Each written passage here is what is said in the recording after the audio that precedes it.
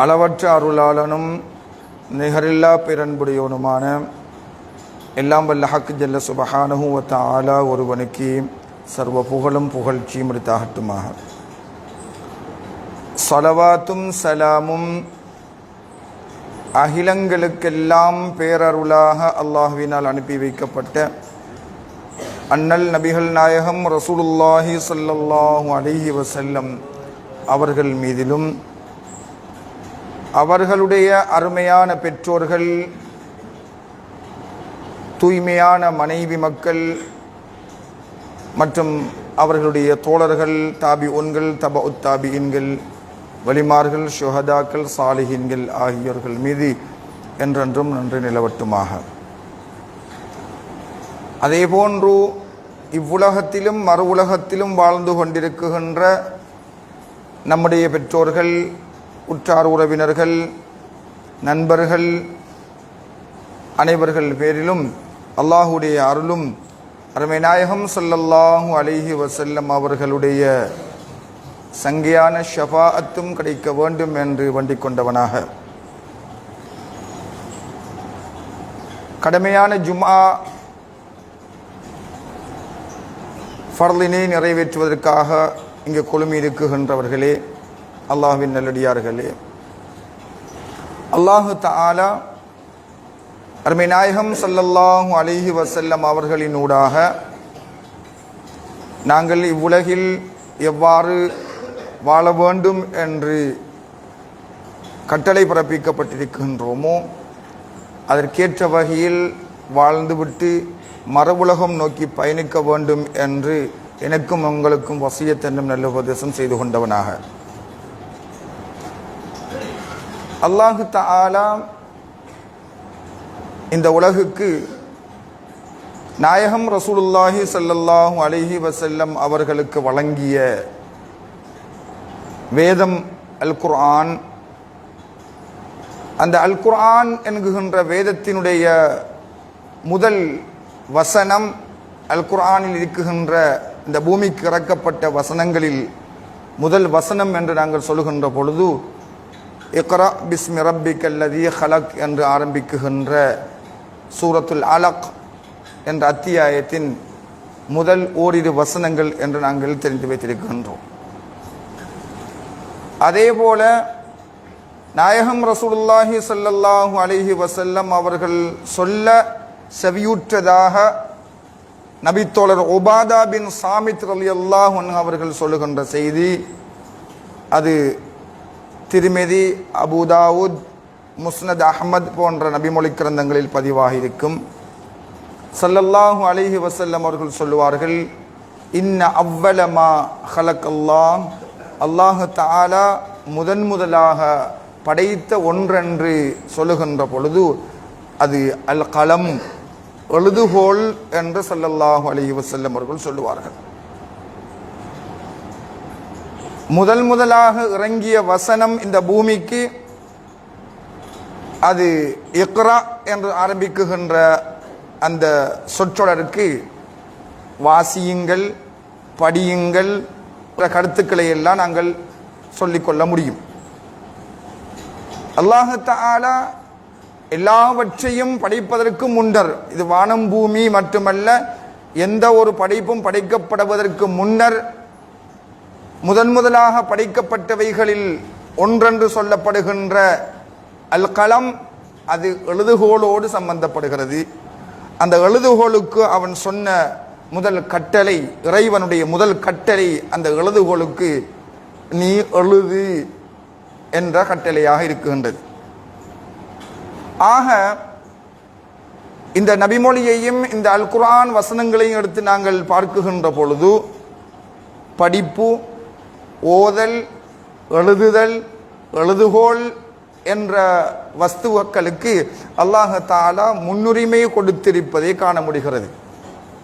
அதனால் நாங்கள் இந்த உலகத்தில் வாழுகின்ற எல்லா சமூகத்தவர்களும் எல்லா இனத்தவர்களும் எழுத வேண்டியவர்களாகவும் படிக்க வேண்டியவர்களாகவும் அந்த எழுத்துக்கும் படிப்புக்கும் துணை நிற்க வேண்டியவர்களாகவும் அந்த எழுத்து படிப்புகளுக்கு முடிந்த உதவிகளை செய்ய கடமைப்பட்டவர்கள் என்ற செய்திகளை எல்லாம் நாயகம் ரசூலுல்லாஹி ஸல்லல்லாஹு அலைஹி வஸல்லம் அவர்கள் எங்களுக்கு சொல்லித் தருவார்கள்.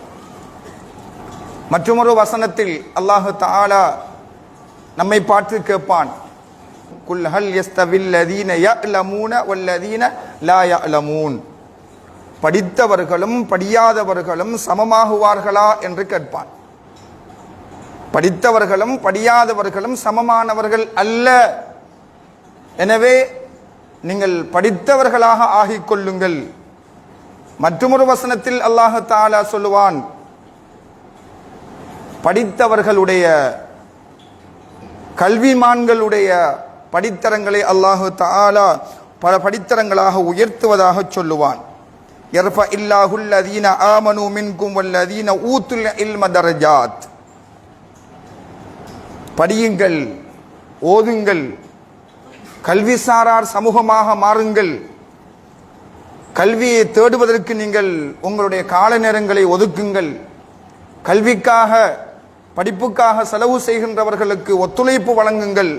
அவர்களுக்கு உங்களால் முடிந்த உதவிகளை செய்யுங்கள் என்ற செய்திகளை எல்லாம் அது அல்லாஹ்விடத்தில் உயர் பதவியை பெற்று தருகிறது என்றும் பெருமானா ஸல்லல்லாஹு அலைஹி வஸல்லம் அவர்களும் சொல்லுவார்கள்.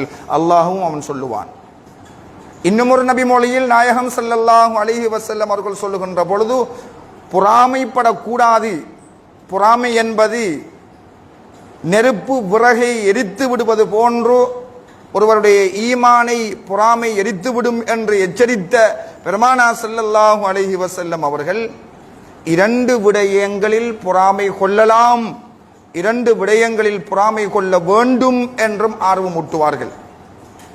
அதில் ஒன்று, ஒருவருக்கு கல்வி கொடுக்கப்பட்டு படித்த ஒருவர், ஓதிய ஒருவர், ஒரு புத்திஜீவி, ஒரு கல்விமான் தான் படித்த கல்வியை அல்லாஹ் ரசூலுடைய பாதையில் செலவு செய்கின்ற பொழுது அத்தகைய மனிதரை பார்த்து, என்னால் நான் ஏன் படிக்க முடியாது, நான் ஏன் ஓத முடியாது, நான் ஏன் கல்விமானாக ஆக முடியாது, நான் ஏன் புத்திஜீவியாக ஆக முடியாது என்று கேள்வி கேட்டு தனக்குள் கேள்வியை எழுப்பி தானும் அப்படி வருவதற்கு முயற்சிக்க வேண்டும், அவனும் முண்டியடித்து கொண்டு முன்வர வேண்டும், அதில் அவன் போட்டி போடலாம், அதில் அவன் பொறாமை கொள்ளலாம் என்ற செய்தியை நாயகம் ரசூலுல்லாஹி ஸல்லல்லாஹு அலைஹி வஸல்லம் அவர்கள் எங்களுக்கு சொல்லுவார்கள்.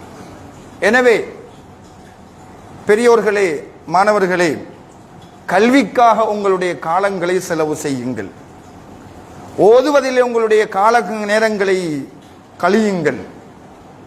நாம் கல்வி கற்க வந்தவர்கள், கல்வியோடு சம்பந்தப்பட்டவர்கள், கல்விக்காக தங்களுடைய கால நேரங்களை ஒதுக்க வேண்டியவர்கள், கல்வியை புத்துயிர் கொடுக்க வேண்டியவர்கள் என்ற செய்திகளை எல்லாம் நாயகம் ரசூலுல்லாஹி ஸல்லல்லாஹு அலைஹி வஸல்லம் அவர்களும் அவர்களுக்கு வழங்கப்பட்ட வேதமும் எங்களுக்கு அதைத்தான் சொல்லிக் கொண்டிருக்கும். இக்ரா, நீங்கள் படியுங்கள், நீங்கள் ஓதுங்கள், கல்விமான்களாக மாறுங்கள், ஓதுகின்றவர்களாக மாறுங்கள். குர்ஆனை எப்படி ஓத வேண்டும், அதற்குரிய முறைகள் என்ன என்று படியுங்கள். குர்ஆனில் சொல்லப்பட்ட சட்ட விதிகளை நீங்கள் தேடி படியுங்கள். ஹதீஸை படியுங்கள், ஹதீஸில் சொன்ன விஷயங்களை தேடி படியுங்கள் என்ற செய்திகளை எல்லாம் எங்களுக்கு சொல்லிக் கொண்டிருக்கும். தலபுல் இல்மி ஃபரீலத்துன் அலா குல்லி முஸ்லிமின் வ முஸ்லிமா என்றும் சொல்லும். ஆண்கள் மட்டுமல்ல, பெண்களுக்கும் தான். ஆண்கள் மட்டும்தான் கல்வியில் உயர்ந்தவர்களாக இருக்க வேண்டும், அவர்கள் மட்டும்தான் கல்வியில் கல்விமான்களாக புத்திஜீவிகளாக இருக்க வேண்டும், பெண்கள் இருக்கக்கூடாது என்ற ஒரு தடை எல்லாம் இஸ்லாத்தின் பார்வையில் கிடையாது. அவர்களும் படிக்கலாம், அவர்களும் ஓதலாம், அவர்களும் கல்விமான்களாக புத்திஜீவிகளாக மாற முடியும் என்பதைத்தான் எங்களுக்கு எங்கள் நாயகம் ஸல்லல்லாஹு அலைஹி வஸல்லம் அவர்கள் சொல்லித் தருவார்கள். எனவே எந்த காலத்திற்கு என்ன படிப்பு தேவையோ அந்த படிப்பை நாங்கள் படிக்க வேண்டிய கடமை எங்களுக்கு இருக்கின்றது. தொழ வேண்டும் என்றால் தொழுகையில் ஷரீஅத்துடைய சட்டம் என்ன என்று படிக்க வேண்டியிருக்கிறது. தொழுகையில் தரீகத்துடைய ஹகீகத்துடைய தீர்மானங்கள், தீர்ப்புகள் என்ன இருக்குகின்றது என்று படிக்க வேண்டியிருக்கின்றது. அதே போன்று அந்த தொழுகை என்ற விதியினூடாக அல்லாஹ் தஆலா அறிவியலினூடாக அறிவியல் படிப்பு என்ன இருக்குகின்றது என்று தேடி படிக்க வேண்டியிருக்கின்றது. வெறுமனே ஷரீஅத்தோடு தரீகத்தோடு நின்று விடுமாறு எங்களை அல் குர்ஆன் படிக்கவில்லை. படிப்பு என்று வருகின்ற பொழுது எதுவெல்லாம் சமூகத்துக்கும் மக்களுக்கும் தேவையாக இருக்குமோ அவையெல்லாம் படித்தே ஆக வேண்டும் என்ற செய்தியை சொல்லும். அது ஒருவர் படிக்கலாம். சில படிப்புகள் கட்டாயம் எல்லோரும் ஆண் பெண் இரு பாலாரும் ஒவ்வொருத்தரும் படிக்க வேண்டிய படிப்புகளும் இருக்கிறது. ஊரில், சமூகத்தில், நாட்டில், இனத்தில் ஓரிருவர் படித்தால் போதும் என்ற ஃபர்து ஐன், ஃபர்து கிஃபாயா போன்ற அப்படியான படிப்புகளும் ஓதல்களும் இருக்கவே செய்கின்றது. எனவே இந்த நாட்டில் அல்லது விசேஷமாக எங்களுடைய ஊரை பொறுத்த மட்டில் 1990 ஆண்டுக்கு முற்பட்ட காலமும் அதற்கு பிற்பட்ட காலத்தையும் எடுத்து பார்க்குகின்ற பொழுது அதற்கு முற்பட்ட காலத்தில் வாழ்ந்த இந்த ஊர் மக்கள் எல்லாம் அவர்களுடைய கால நேரங்கள் விவசாய நிலங்களிலும் தோட்டம் துறை செய்வதிலிருந்தாம் கழிந்திருக்கிறது. அவர்களுடைய கவனம் வியாபாரத்தில் இருக்கவில்லை. அவர்களுடைய கவனம் அவர்களுடைய பிள்ளைகளை வைத்தியர்களாக ஆக்க வேண்டும், கலாநிதிகளாக ஆக்க வேண்டும், இன்னும் போன்ற பல்வேறுபட்ட தராதரங்களில் படித்தவர்களாக தங்களுடைய பிள்ளைகள் மாற வேண்டும் என்ற கவனம் அவர்களுக்கு இருக்கவில்லை அப்பொழுது. ஆனால் 1990 ஆண்டுக்கு பிறகு ஏற்பட்ட கலவரங்களின் மூலமாக, பிரச்சனைகளின் மூலமாக இந்த சமூகம் விழித்தெழுந்தது, படிப்பில் தங்களுடைய கவனத்தை செலுத்தியது. இப்பொழுது அல்ஹம்துலில்லாஹ் நம்முடைய ஊரில், நம்முடைய இனத்தில் ஏராளமான வைத்தியர்கள், ஏராளமான சட்ட நிபுணர்கள் இருப்பதை நாங்கள் பார்க்கலாம். அதுவும் பற்றாக்குறையாக இருப்பதை நாங்கள் உணர வேண்டும். அதைவிட இப்பொழுது நமக்கு சமகாலத்துக்கு தேவையான ஒன்றென்று பார்த்தால், நடந்து முடிந்த நாடாளுமன்ற தேர்தலில் தெரிவு செய்யப்பட்ட அந்த பாராளுமன்ற உறுப்பினர்களில் ஒரு அமைச்சு பதவியை பெறுவதற்கு பொருத்தமான ஒரு முஸ்லிம் இல்லை என்ற ஒரு குறைபாடு நாங்கள் கண்டோம். ஒரு அமைச்சராக ஆகுவதற்கு என்ன தகமை வேண்டும் என்று இந்த நாட்டினுடைய இப்பொழுது தெரிவு செய்யப்பட்ட அரசாங்கத்தினுடைய சட்ட விதி கோவை சொல்கிறதோ அந்த கோவைக்குட்பட்ட கல்வி தராதரம் கொண்ட படித்த சமூகம், புத்திஜீவிகள் இந்த முஸ்லிம் சமூகத்தில் இல்லாமல் இருப்ப காரணத்தினால் அவர்களில் ஒருவரை அமைச்சராக்க முடியாது, அமைச்சராக பதவியை கொடுப்பதற்கு தகமை வாய்ந்தவர் இல்லாமல் உள்ளார் என்ற ஒரு குற்றச்சாட்டு நம்முடைய சமூகத்துக்கு மத்தியில் முன்வைக்கப்பட்டிருக்கின்றது என்றால், நம்முடைய சமூகம், நம்முடைய இனம் மீண்டும் கண்விழித்தள வேண்டிய ஒரு நிலை ஏற்பட்டிருக்கின்றது. ஆசிரியர்கள் இருக்குகின்றீர்கள், வைத்தியர்கள் இருக்குகின்றீர்கள், மற்ற சட்டம் படித்தவர்கள் இருக்குகின்றீர்கள், படித்த கலாநிதி, விசேஷமாக உயர்தரம் படித்த கலாநிதி பட்ட முறையாக பெற்றுக்கொண்டவர்கள் மிக மிக குறைவாக இருக்குகின்றோம் என்ற ஒரு செய்தியை இந்த நாட்டினுடைய அரசு நமக்கு எத்தி வைத்திருக்கின்றது. எனவே வருகின்ற இளைஞர்களே, படிக்கின்ற சமூக மக்களே, இந்த நாட்டினுடைய முஸ்லிம் சமூகமே, கல்விமான்களே, புத்திஜீவிங்களே, நாம் இன்னும் எங்களை நாங்கள் தட்டி எழுப்பி இனிவரும் காலங்களில் அதற்கு ஏற்ற வகையில் எங்களுடைய யூகங்களை அமைத்து, அதற்கு ஏற்ற வகையில் எங்களுடைய நகர்வுகளை அமைத்துக் கொள்ள வேண்டிய கடமை எங்களுக்கு உள்ளது. இப்பொழுது இப்படியான இந்த தகமை பெற்ற கல்வியை படிக்க வேண்டிய பொறுப்பு அது ஃபர்து ஐனாகவோ அல்லது ஃபர்து கிஃபாயாகவோ நம்முடைய சமூகத்தின் மீது விதிக்கப்பட்டிருக்கிறது, நம்முடைய சமூகத்தின் மீது சுமத்தாட்டப்பட்டிருக்கின்றது என்பதை உணர்ந்து வருகின்ற காலங்களில் அதற்கு ஏற்றாப்போல் நம்மை நாம் மாற்றி அமைத்துக் கொள்ள வேண்டும் என்பதை இந்த நாடு நமக்கு படிப்பினையாக போட்டிக் கொண்டிருப்பதை பார்க்கலாம்.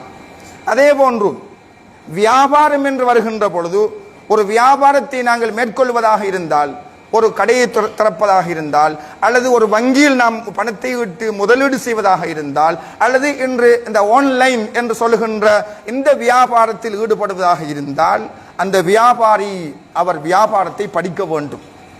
திருமணம் முடிக்குகின்ற ஆண் பெண் திருமணம் பற்றி படித்துக் கொள்ள வேண்டும். தொழுகின்றவன் தொழுகையை பற்றி படித்துக் கொண்டிருக்க வேண்டும். நோன்பு பிடிக்குகின்றவன் நோன்பு பற்றிய பாடத்தை படித்துவிட்டு நோன்பு பிடிப்பதற்கு ஆயத்தமாகுவது போன்று நம்முடைய பொருளாதார ஈட்டு முறையை, பொருளாதார வளர்ச்சி முறையை, வியாபாரத்திலே நாங்கள் ஒரு தொகை பணத்தை இன்னும் ஒருவரிடம் ஒப்படைப்பதாக இருந்தால், அல்லது பண்டமாற்றம் செய்வதாக இருந்தால், அல்லது குத்தகைக்கு கொடுப்பதாக இருந்தால், இப்படி வியாபாரத்தோடு சம்பந்தப்பட்ட விடயங்களையும் நாங்கள் நன்கு அறிந்து படித்த பின்னர் தான் அந்த வியாபாரத்தில் ஈடுபட வேண்டும் என்று இஸ்லாம் படிக்குகின்றது. அதற்கென்று விதிமுறைகள் இருக்குகின்றது, அதற்கென்று நடைமுறைகள் இருக்கின்றது, அதற்கென்று சட்டங்கள், கிதாபுகள், நூல்கள் தொகுக்கப்பட்டிருக்கிறது. அப்படி இருந்தும் கூட சொல்லப்பட்டும் கூட, எச்சரிக்கை செய்யப்பட்டும் கூட, அது பற்றிய விழிப்புணர்வுகள் இந்த சமூகத்துக்கு மத்தியில் பரவலாக கொடுக்கப்பட்டும் கூட, மிம்பர்களினூடாக கொடுக்கப்பட்டது, எழுத்து மூலமாக முகநூல் வாயிலாக அந்த செய்திகள் இந்த சமூகத்துக்கு எத்தி வைக்கப்பட்டது. இருந்தும் கூட சென்ற வாரம் மிக பாரியதொரு தொகையை நம்முடைய ஊரில் சேர்ந்தவர்களும் இந்த நாட்டில் உள்ளவர்களும் முஸ்லிம்கள் முஸ்லிம் அல்லாதவர்கள் என்ற பாகுபாடு இல்லாமல் வியாபாரம் என்றும் இந்த ஆன்லைன் பிசினஸ் வியாபாரம் என்றும் கொடுக்கல் வாங்கலில் சிக்கி தங்களுடைய பணங்களை சொத்துக்களை இழந்து நஷ்டமடைந்து நிற்கின்ற காட்சியை நாங்கள் இன்று காணுகின்றோம். SGO என்று அந்த வியாபாரத்துக்கு பெயர் சூட்டப்பட்டிருக்கின்றது. அது ஒரு பொதுவாக இன்றைய அகில இலங்கை ஜம்இய்யத்துல் உலமா சபையாக இருக்கலாம் அல்லது உலமாக்களாக இருக்கலாம். இந்த ஆன்லைன் பிசினஸ், இந்த ஆன்லைன் வியாபாரம் கூடுமா என்று பார்க்குகின்ற பொழுது அதை நீங்கள் படியுங்கள். அதில் நல்லதும் இருக்கிறது, கெட்டதும் இருக்கிறது. வெறுமனே யாரும் ஒருவர் முகம் தெரியாத நபர்களோடு வியாபாரம் செய்வதற்கு மார்க்கம் அனுமதிக்கவில்லை. முகம் தெரியாத நபர்களோடு, அறிமுகம் இல்லாத நபர்களோடு நீங்கள் வியாபாரம் செய்வதாக இருந்தாலும் கூட உங்களுக்கு அவர் மீதான நம்பிக்கை அது ஒரு நாளில் அல்லது ஒரு மாதத்தில் அது ஒரு வருடத்தில் ஏற்பட்டுவிடக்கூடிய ஒன்றதல்ல. திட்டமிட்டு சதி செய்கின்றவர்கள் ஒரு நாளில் தங்களுடைய சதியை வெளிப்படுத்துவது கிடையாது, ஒரு மாதத்தில் வெளிப்படுத்துவது கிடையாது. பதுங்கி நின்று நேர காலம் சந்தர்ப்பம் பார்த்து அவர்களுடைய அந்த மோசடிகளை வெளிப்படுத்தக்கூடிய சூழலை நாங்கள் காணுகின்ற கட்டமாக இருப்பதனால் மிக கவனமாக இருந்து கொள்ளுங்கள் என்று இந்த முஸ்லிம் சமூகத்துக்கு அகில இலங்கை உலமா சபை கூட உங்களுக்கு எச்சரித்துக் கொண்டிருப்பதை, பணித்துக் கொண்டிருப்பதை நாங்கள் பார்க்க முடிகிறது. பொதுவாக இந்த மீடியாக்களின் மூலமாக, முகநூல்கள் அல்லது வாட்ஸ்அப் போன்ற இந்த சோசியல் மீடியாக்கள் மூலமாக விளம்பரப்படுத்தப்படுகின்ற விளம்பரம் செய்து விற்கப்படுகின்ற பொருட்களுக்கு நாங்கள் அந்த பொருளை படத்தில் வெறுமனே படத்திலே காணுகின்ற காட்சிக்கு மயங்கி அதற்கு பணம் செலுத்தி அந்த பொருளை வீட்டுக்கு வரவழைத்து பார்க்குகின்ற பொழுது அந்த பொருள் உரிய பொருளாக இல்லாமல் இருப்பதை பார்க்குகின்றோம். பொதுவாக இப்ப நம்முடைய நிறமாக இருந்தாலும் சரிதான், இந்த திருமணம் முடிக்குகின்ற பொழுது கூட ஒரு ஆண் ஒரு பெண்ணை பார்க்க வேண்டும். ஒரு திருமணம் முடிப்பதாக இருந்தால் ஒரு ஆணும் பெண்ணும் திருமணம் பேச்சு நடைபெறுகின்ற பொழுது அந்த ஆண் நேரடியாக அந்த பெண்ணினுடைய முகத்தை பார்க்க வேண்டும். ஷரியத் விதிக்குகின்றது. ஏன்?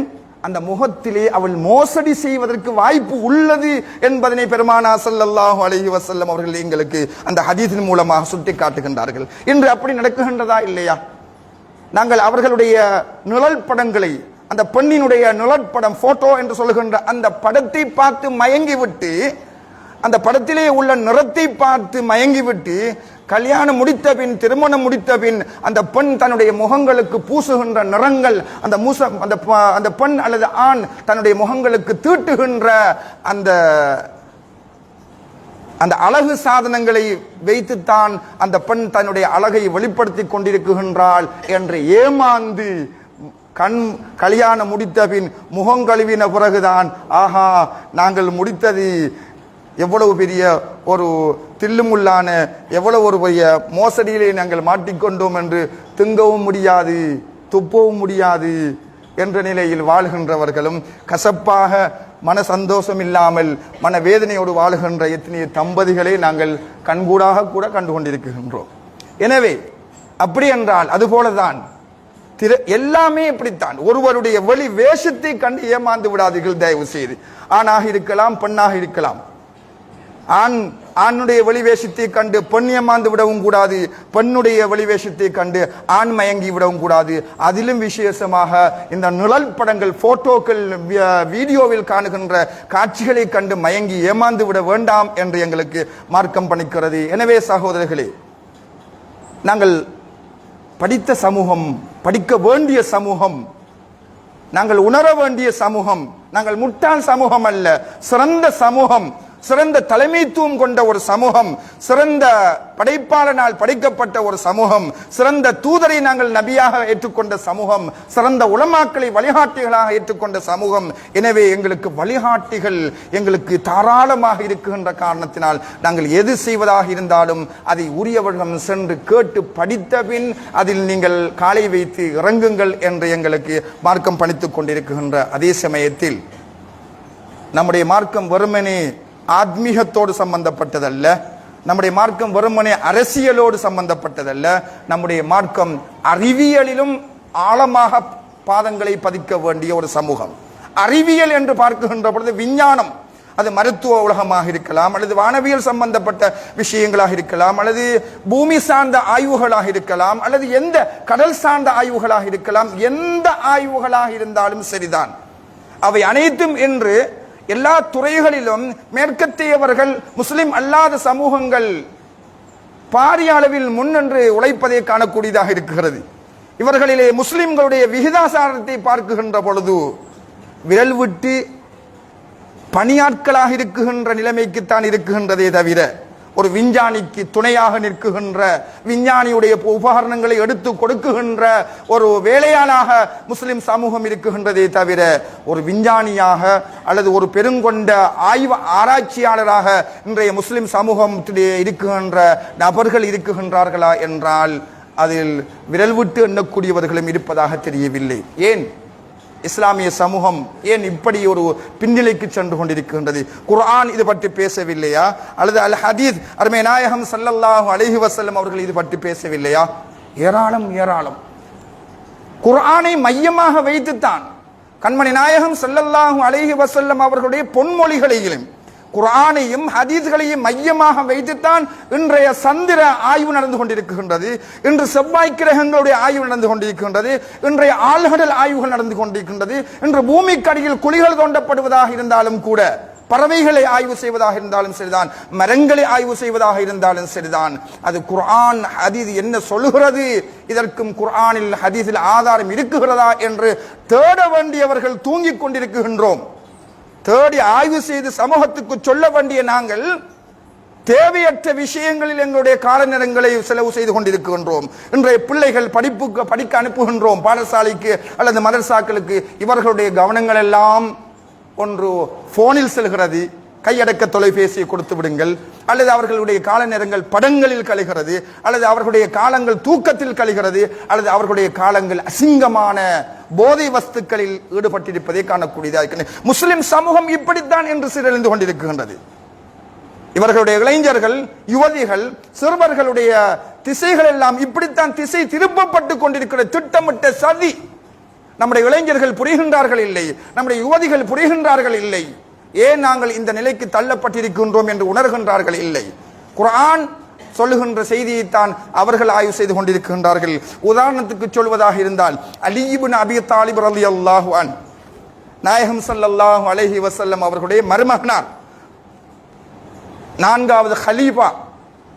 அவர்களிடத்தில் ஒரு அரபி வந்து கேட்பார், அமீருல் முஃமினீனே, பூமிக்கும் சூரியனுக்கும் இடையில் எவ்வளவு தொலை தூரம்?